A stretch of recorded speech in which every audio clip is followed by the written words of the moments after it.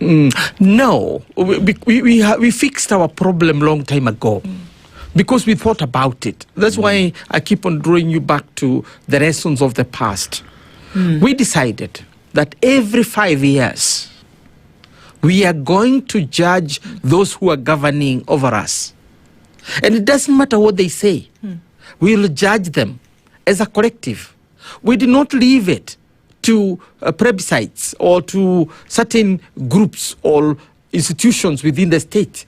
We took it directly to the Kenyan citizen, the voter, the 57 million people who owns this country. In our constitution, we went ahead to say that the owner of this country is the people, the sovereign. And that might sound a very ordinary, mundane statement. It is not. Come 10th of August 2027, we will judge those who are going to occupy those seats by what they can deliver.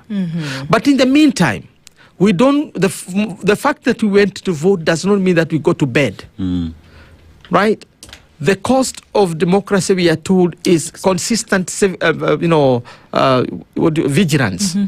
So we are vigilant. That's why I woke up this morning to come to this station here and talk the way I'm talking. I'm talking for Kenya. You're talking for Kenya because as a citizen, I have the duty of vigilance.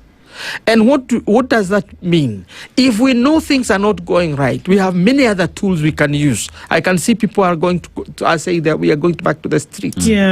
Let those who are supposed to make decisions make the right decisions so that people don't go to the streets. Because when people go to the streets, now you up the gear. You are no longer dealing with the fuel crisis. You are dealing with a political crisis. And the fuel crisis has not evaporated just because the political crisis has gone in. Why would you want to have crisis over crisis over crisis? So the answer to your question is very straight. That Kenya will solve its own problem. It is only a matter of balancing our interests because we don't want instability in this country. We don't want to violate the rule of law that we have set upon ourselves, that we elect leaders every 5 years. And when they have finished their terms, we judge them.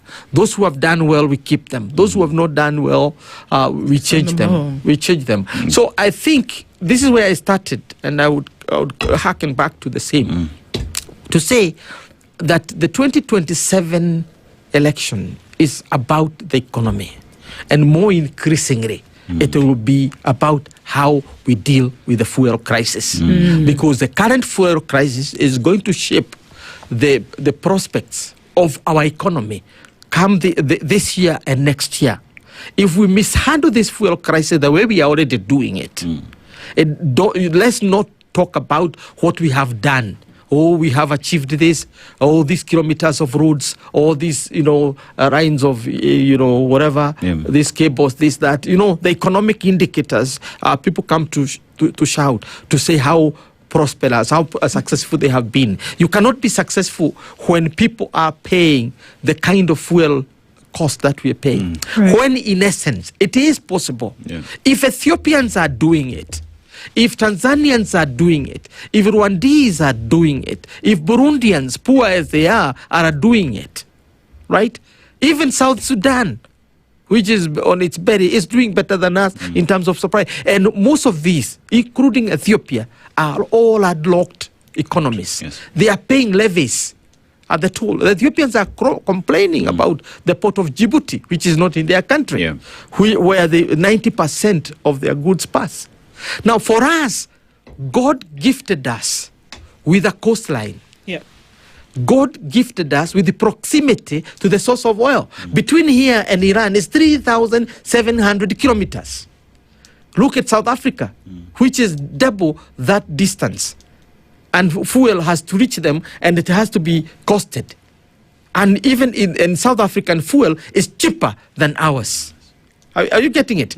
Now, don't tell me that we are paying, an arm and a leg for our fuel because I'm a middle-income economy. For God's sake, take me back to the middle economy, if that is what is going to be meant. Well, let's talk about that for a minute. Yeah. Because the folks who introduced this middle income, low income, I don't know, whatever it is, are the big boys who sit at the IMF and these financial institutions. And a gentleman called Moody, who I don't understand why he's so sad all the time.